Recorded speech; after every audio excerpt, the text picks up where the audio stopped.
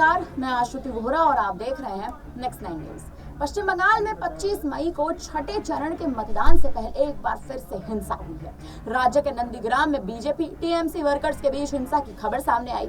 BJP ने दावा किया है कि बुधवार यानी 22 मई रात नंदीग्राम में पार्टी के कार्यकर्ताओं पर तृणमूल कांग्रेस के वर्कर्स ने हमला किया। इसे लेकर बीजेपी ने गुरुवार यानी 23 मई को नंदीग्राम में विरोध मार्च निकाला है। टीएमसी ने हमले के आरोपों से इनकार कर दिया। एक रिपोर्ट के अनुसार बीजेपी का कहना है कि नंदीग्राम में हुई हिंसा में घायल एक कार्यकर्ता की मौत हो गई है, जबकि बाकी के लोग अस्पताल में भर्ती हैं। हालांकि टीएमसी ने हिंसा से किसी भी तरह का हाथ होने से इनकार कर दिया है। पार्टी का कहना है कि बीजेपी कार्यकर्ताओं के बीच अंतर्कलह चल रही थी, जिसकी वजह से वो खुद ही एक दूसरे से भिड़ गए। पश्चिम बंगाल में हुई हिंसा को देखते हुए यहाँ कई चरणों में मतदान चुनाव करवाए जा रहे हैं। बीजेपी कार्यकर्ताओं पर धारदार हथियारों से हमला किए जाने की जानकारी सामने आई है। पार्टी इस हमले को लेकर सड़क पर उतर चुकी है और नंदीग्राम में कई जगहों पर सड़कों को ब्लॉक कर दिया गया है। बीजेपी ने नंदीग्राम में बंद भी बुलाया है। शहर के पुलिस स्टेशन के बाहर भी प्रदर्शन किया जा रहा है। नंदीग्राम तामलुक लोकसभा सीट के तहत आता है, जहां 25 मई को वोटिंग होने वाली है। वोटिंग से पहले हुई हिंसा का असर चुनाव पर भी दिख सकता है।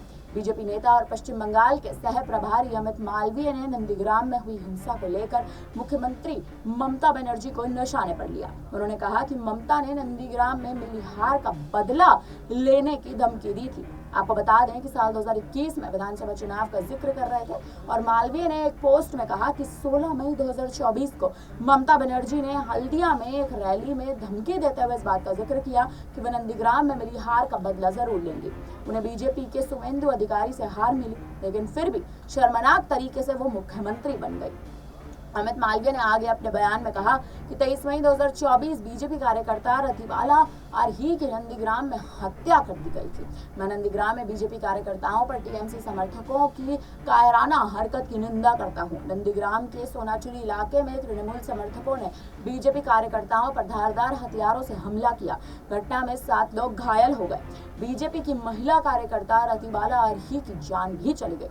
वहीं ममता ने नंदीग्राम में एक रैली को संबोधित करते हुए बुधवार यानी 22 मई को ये भी कहा था कि बीजेपी को सत्ता से बाहर करना जरूरी है, ताकि लोगों के आरक्षण के अधिकार को बचाया जा सके। उन्होंने कहा कि केंद्र में बदलाव की जरूरत है और टीएमसी इसमें अहम भूमिका निभाने वाली है। बनर्जी ने आगे ये भी अपने बयान में कहा कि शुवेंदु अधिकारी ने अपनी सीट के लोगों को क्या दिया है। शुवेंदु अधिकारी को गद्दार कहते हुए उन्होंने दावा किया कि पूर्व टीएमसी मंत्री ईडी और सीबीआई जांच से बचने के लिए बीजेपी में शामिल हुए।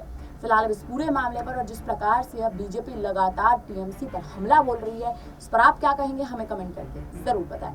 धन्यवाद।